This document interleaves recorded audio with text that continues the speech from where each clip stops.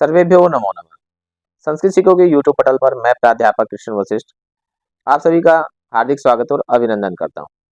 आज हम कक्षा 9 से 12 के लिए संस्कृत व्याकरण में एक महत्वपूर्ण टॉपिक अपठित गद्यांश के बारे में चर्चा करेंगे। अपठित गद्यांश को सरल करना सीखेंगे और जो हरियाणा बोर्ड में अभी नए पैटर्न से अपठित गद्यांश आता है उसको सरल करेंगे और किस प्रकार से उसको सरल करना चाहिए इस बारे में भी जानेंगे। तो आप पूरी वीडियो में अंत तक बने रहें और मेरा दावा है कि अगर आप ये पूरी वीडियो देखते हैं तो अपठित गद्यांश के जो 10 नंबर हैं आप उनमें से एक भी नंबर की कमी नहीं कर पाएंगे, पूरे अंक प्राप्त कर पाएंगे। तो आइए शुरू करते हैं अपठित गद्यांश से। ये एक अपठित गद्यांश है और अपठित गद्यांश को सरल करने से पहले कुछ बेसिक बातों का आपको जानना जरूरी है। पहली बात तो ये है जो कि आप जानते ही होंगे कि अपठित का मतलब ये है कि जो आपने पढ़ा हुआ न हो। पढ़ा हुआ न हो का मतलब ये नहीं है कि आपने कभी कहीं पढ़ा ही न हो। उसका मतलब ये है कि आपके अगर आप 9वीं में हैं, 10वीं में हैं, 11वीं में हैं, 12वीं में हैं तो जो आपका जो सिलेबस है उस सिलेबस में वो गद्यांश या वो कहानी नहीं होगी।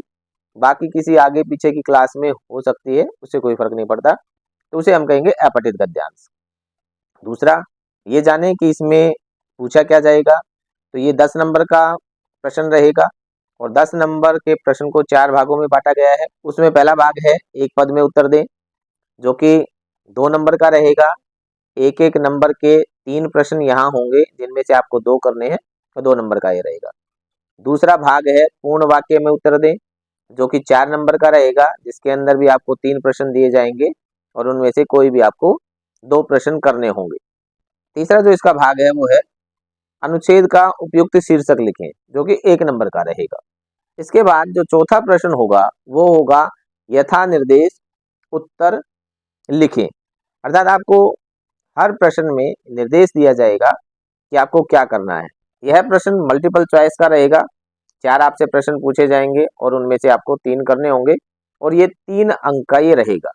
अब इनको सरल करने का थोड़ा सा जान लें कि किस प्रकार से आपको इसको सरल करना है।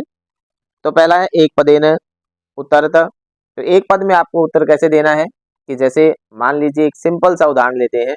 आप विद्यालय में आ रहे हैं और रास्ते में आपसे कोई पूछता है कि आप कहाँ जा रहे हैं, तो आप उसका उत्तर देंगे। एक पद में अगर देना होगा तो आप उसका उत्तर देंगे स्कूल। सामने वाले को समझ में आ गया। दूसरा प्रश्न जो होता है वो पूर्ण वाक्य में उत्तर दें। यही प्रश्न आपसे पूर्ण वाक्य में अगर उत्तर आपको देना हो तो इस प्रश्न का उत्तर बनेगा मैं स्कूल जा रहा हूँ या जा रही हूँ। इसे कहेंगे हम पूर्ण वाक्य में उत्तर दें। तीसरा एक इसमें है कि इसका उपयुक्त शीर्षक लिखें। तो शीर्षक लिखने के लिए आपको कुछ बातों का विशेष ध्यान रखना होगा। बहुत से बच्चों को शीर्षक लिखने में ही समस्या रहती है, किस प्रकार से उसका शीर्षक चुना जाए, लिखा जाए। तो इसके लिए सबसे सरल बात है वो ये है कि आपको जो शीर्षक देना होता है वो कोशिश करें आप कि प्रथमा विभक्ति के पद में ही आप उसका शीर्षक लिखें। जैसे ये जो पैराग्राफ आप स्क्रीन पर देख रहे हो ये है परोपकार के विषय में, तो परोपकार है। भारत के विषय में तो भारतम, पर्यटन के विषय में है पर्यटनम, व्यायाम के विषय में हो तो व्यायामः, सदाचार के विषय में हो तो सदाचारः, किसी दिनचर्या की बात की गई हो तो दिनचर्या। तो इस प्रकार से अगर शीर्षक आपको लिखना है तो आप प्रथमा विभक्ति के पद में लिखें, तब एकदम उत्तर सही जाएगा। दूसरा एक तरीका और हो सकता है, मान लीजिए पर्यावरण के विषय में है तो आप पर्यावरण के विषय में, केवल पर्यावरण के विषय में नहीं है, उसकी रक्षा के विषय में। तो दूसरा एक तरीका होता है षष्ठी विभक्ति के पद के साथ प्रथमा विभक्ति का प्रयोग करना। जैसे पर्यावरण की रक्षा है तो पर्यावरणस्य रक्षा। मान लो बुद्धि के बल के विषय में उसमें बताया गया है पैराग्राफ में, तो आप क्या करेंगे बुद्धेः बलम। भारत की संस्कृति के विषय में अगर बताया गया है तो आप क्या करेंगे भारतस्य संस्कृतिः। अब मान लो कालिदास की रचनाओं के विषय में कुछ कहा गया है तो आप उसका शीर्षक क्या बनाएंगे कालिदासस्य रचना। संस्कृत भाषा के महत्व के विषय में अगर बताया गया है तो संस्कृत भाषायाः महत्वम। इस प्रकार से आप पहला पद जो है वो षष्ठी विभक्ति का रखेंगे, दूसरा पद जो है वो प्रथमा विभक्ति का पद रखेंगे। तो इस प्रकार से अगर आप शीर्षक बनाएंगे तो वो शीर्षक एकदम सटीक होगा। तो आइए इस अपठित गद्यांश के द्वारा हम प्रयास करते हैं इसको सरल करने का और समझने का। सबसे पहला आपको काम करना है, इस गद्यांश को जो आपको दिया गया है उसको 2 बार आपको पढ़ना है। उसके बाद प्रश्नों को पढ़ें। प्रश्नों में है परेशान उपकारम कह करोति। तो आप गद्यांश को पढ़ें और गद्यांश में से आप देखेंगे तो आपको उत्तर मिलेगा सज्जन, दिख रहा है या सज्जन परेशान उपकारम करोति। तो इसका एक पद में आपको उत्तर देना है, तो केवल आप सज्जन लिखेंगे, पूर्ण वाक्य में उत्तर नहीं देंगे। अगला है सज्जन विपत्तौ किम आश्रयते। तो इसका उत्तर हो जाएगा धैर्यम। सह विपत्तौ धैर्यम आश्रयते, ये आपको गद्यांश में दिखाई दे रहा है। अगला सज्जन सदैव कीदृशः भवति। तो इसका उत्तर है वंदनीय। गद्यांश में देखिए सज्जन सदैव वंदनीय भवति। अब आप ये देखेंगे कि हम प्रश्नों के उत्तरों को समझें कैसे कि भाई हमने इसका उत्तर कहाँ से देना है। तो इसके लिए सबसे सिंपल एक तरीका है, जो आपसे प्रश्न पूछा गया है, जैसे परेशान उपकारम कह करोति, चाहे एक पद में देना हो या पूर्ण वाक्य में देना हो, दोनों ही कंडीशन में आप ये देखें परेशान उपकारम कह करोति, ये 4 पद इस प्रश्न में दिए गए हैं। तो सबसे पहले आप ये देखें कि जो प्रश्नवाचक जो पद है वो क्या है। तो इसमें है प्रश्नवाचक पद कह। इसके अलावा बच गए 3 पद। इन 3 पदों को पूर्ण विराम से पूर्ण विराम तक बीच में जो एक वाक्य होता है उसमें इन पदों का समावेश जिस लाइन में है उसी में उसका उत्तर छुपा हुआ रहता है। जैसे परेशान उपकारम कह करोति, तो हमें इस लाइन में ये शब्द सारे मिल रहे हैं, परेशान उपकारम करोति। ठीक है, तो ये मान के चलें कि ये यहाँ से लेकर यहाँ तक यही इसमें इसका उत्तर छुपा हुआ है। तो कह करोति की जगह पे आ जाएगा सज्जन। और पूर्ण वाक्य में अगर इसी को लिखना हो तो परेशान उपकारम सज्जन करोति, इस प्रकार से आप इसका उत्तर लिख देंगे। दूसरा देखिए सज्जन विपत्तौ किम आश्रयते, ये हमने देखा था। तो स विपत्तौ धैर्यम आश्रयते, तो सज्जन विपत्तौ आश्रयते, विपत्तौ आश्रयते, और सह जो है वो सज्जन के लिए आया है सर्वनाम शब्द, तो इसमें इसका उत्तर मिल जाएगा। तो इस प्रकार से आपको ये उत्तर छांटने या तलाशने होते हैं। अब पूर्ण वाक्य में उत्तर देखें कैसे है। कह सज्जन कथ्यते, पहली लाइन में ही ये उत्तर है, यह जन धार्मिक विनीत परोपकारी सदाचारी च भवति सह सज्जन कथ्यते। तो पूर्ण विराम से पूर्ण विराम तक सज्जन कथ्यते, ये 2 शब्द हमने तलाशने शुरू किए और सज्जन कथ्यते ये हमें यहाँ मिल गए।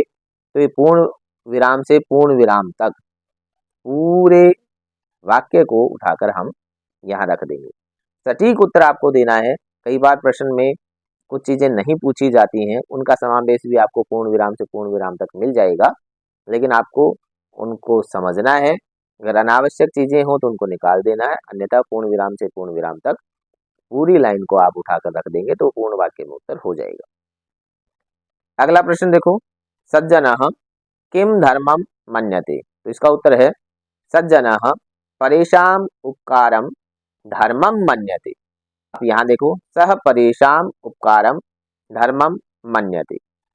इस बात का आप ध्यान रखना, जब भी आप किसी भी प्रश्न का उत्तर दे रहे हैं तो कोशिश करना कि जो ये शब्द सर्वनाम शब्द दिए गए उनकी जगह पर आप संज्ञा शब्द का ही इस्तेमाल करना। जैसे ये सह जो है वो किसके लिए है, सज्जन के लिए, तो सज्जन शब्द आप यूज करें, संज्ञा शब्द का आप इस्तेमाल करें, सर्वनाम शब्द का इस्तेमाल न करें। क्योंकि आपको आपसे जो प्रश्न है वो प्रश्न में भी आपसे संज्ञा शब्द का इस्तेमाल किया गया है, पूछा गया है, और आपको गद्यांश में स शब्द दिखाई दे रहा है यहाँ पर। तो अगर आप सर्वनाम शब्द के स्थान पर संज्ञा शब्द का इस्तेमाल करेंगे तो वो उत्तर एकदम सटीक होगा। अगला देखें, सज्जन कीदृशम वचनम वदति। तो सज्जन है सदा प्रियम हितम च वचनम वदति। अब इसका आंसर जो है वो कहाँ है, स सदा प्रियम हितम च वचनम वदति। अब ये जो मैंने बात बताई थी कि कई बार कुछ अवांछित शब्द भी आपको गद्यांश में मिल जाएंगे उस पूर्ण विराम से पूर्ण विराम तक। ये यहाँ एक पूर्ण विराम है और एक यहाँ एक पूर्ण विराम है, इसके बीच में सज्जनः कीदृशम वचनम वदति ये पूछा गया है। तो ये जो सदा शब्द है इसको आप लिख भी सकते हैं, नहीं भी लिख सकते। हालांकि ये इससे थोड़ा सा कोरिलेट कर रहा है, लेकिन अगर आप इसको छोड़ना चाहें तो छोड़ भी सकते हैं। सज्जनः प्रियम हितम च वचनम वदति, और इसको रखना चाहें तो रख भी सकते हैं। इसलिए मैंने इसको ब्रैकेट में रखा है, आपको वहां ब्रैकेट में नहीं रखना है, कि मैंने केवल समझाने के लिए यहाँ ऐसा लिखा है। इसका उत्तर हो जाएगा स की जगह पे आपको सज्जन लिखना है, ये आप समझ ही चुके हैं। सज्जनः सदा प्रियम हितम च वचनम वदति। अगला देखो, अस्य अनुच्छेदस्य उपयुक्तम शीर्षकम संस्कृतेन लिख्यता। इस अनुच्छेद का उपयुक्त शीर्षक आपको लिखना है। तो आप देख रहे हैं परोपकार के विषय में ये सारी चीजें बताई गई है, तो इसका शीर्षक हो जाएगा परोपकार। एक चीज मैं आपको और भी बता दूं कि शीर्षक इसके अलावा भी कोई शब्द लिखते हैं तो भी आपको एग्जामिनर जो है नंबर देगा। तो ये आप हार्ड एंड फास्ट मत समझना कि कोई भी शीर्षक है जो मैंने यहाँ बता दिया या किसी दूसरे ने लिख लिया वही हो सकता है, और भी हो सकते हैं। जैसे परेशान उपकारम, ये भी हो गया। सज्जनः, ये भी हो सकता है। तो इस प्रकार से आप कोई भी जो आपको उपयुक्त लगता हो वो शीर्षक आप लिख सकते हैं, शीर्षक बना सकते हैं। अगला प्रश्न है यथा निर्देशम उत्तरम लिख्यताम। यथा निर्देश, जो आपको निर्देश दिए जाएंगे उसके अनुसार आपको उत्तर लिखना है। इसमें क्या हो सकते हैं, इसमें कर्तृपद आपसे पूछा जा सकता है, क्रियापद आपसे पूछा जा सकता है, विशेषण या विशेष्य आपसे पूछा जा सकता है, समानार्थक पद, विलोम पद, मतलब ग्रामर से संबंधित कोई चीज पूछी जा सकती है। आपसे कोई संधि भी पूछ सकते हैं, आपसे कोई समास भी पूछ सकते हैं, आपसे हो सकता है वो संधि विच्छेद करवा लें, या कोई प्रत्यय अगर हो वहां वो पूछ लें, अव्यय पूछ लें। आपसे ऐसे प्रश्न, ग्रामर से संबंधित आपसे प्रश्न पूछे जाएंगे, जिनके 4 आपको उत्तर भी दिए जाएंगे, जिनमें से एक सही होगा, वो आपको चुनकर लिखना होगा। 3 आपको करने हैं, अगर आप एक नहीं भी आता है तो भी आपका काम चल जाएगा। इसको सरल करते हैं। अपकारम इति पदस्य किम विलोम पदम गद्यांशे प्रयुक्तम। तो गद्यांश में इस अपकार का विलोम पद उपकारम ये प्रयोग किया गया है। स सदा प्रियम हितम च वचनम वदति इत्यत्र, ये एक लाइन दे दी, एक वाक्य दे दिया। इत्यत्र यहाँ वदति क्रियाया कर्तृपदम की, तो जो वदति क्रिया है उसका कर्तृपद क्या है, कर्ता क्या है इसमें, तो इसका कर्ता है सह। सह वदति, वह बोलता है क्या, सदा प्रियम हितम च वचनम। तो स यहाँ पर क्या है, वो करता है। अगला प्रश्न, सदा परेशान दुखे दुखी भवति इत्यत्र क्रियापदम किम। यहाँ पर क्रियापद क्या है, तो आपको मैं क्रियापद को पहचानने का एक सबसे सरल तरीका बताता हूं कि जब भी गद्यांश के अंदर क्रियापद होगा वो 99% है कि वो सबसे अंत में होगा, क्योंकि गद्यांश में सरल वाक्यों का प्रयोग किया जाता है। श्लोक में कई बार आगे पीछे होते हैं, क्योंकि श्लोक में छंद के लिए कर्ता कर्म क्रिया को आगे पीछे किया जाता है, वो छंद के बनाने के लिए किया जाता है। लेकिन गद्यांश में 99% अंत में ही होता है। तो यहाँ आप देखोगे अंतिम जो पद है वो है भवती, तो यहाँ भी भवती क्रियापद है। सज्जनः सदैव वंदनीयः भवति, यहाँ पर इत्यत्र सज्जनः पदस्य विशेषण पदम किम। सज्जन पद का विशेषण पद पूछा है। आप जानते हैं विशेषण और विशेष्य इन दोनों में एक ही विभक्ति का प्रयोग किया जाता है। तो सज्जनः वंदनीयः, आपको राइमिंग से भी महसूस हो रही होगी। तो यहाँ पर वंदनीय जो शब्द है वो सज्जन का विशेषण पद प्रयोग किया गया है, और ये उत्तर हो जाएगा वंदनीय। तो इस प्रकार से आज हमने अपठित गद्यांश को सरल करना सीखा है। किस प्रकार से हम अपठित गद्यांश को सरल करते हैं ये हमने जान लिया है। आप वीडियो को लाइक करें, शेयर करें और चैनल को सब्सक्राइब भी करें, और इसके साथ साथ अपठित गद्यांश का ज़्यादा से ज़्यादा अभ्यास करें। जितना आप अभ्यास करेंगे उतना ही आप इसमें अच्छे अंक प्राप्त कर सकेंगे। एक वीडियो इसके लिए और भी डाल दी जाएगी जो कि इतनी विस्तृत नहीं होगी, तो बने रहें आप संस्कृत सीखो चैनल के साथ। सर्वेभ्यो नमो नमः।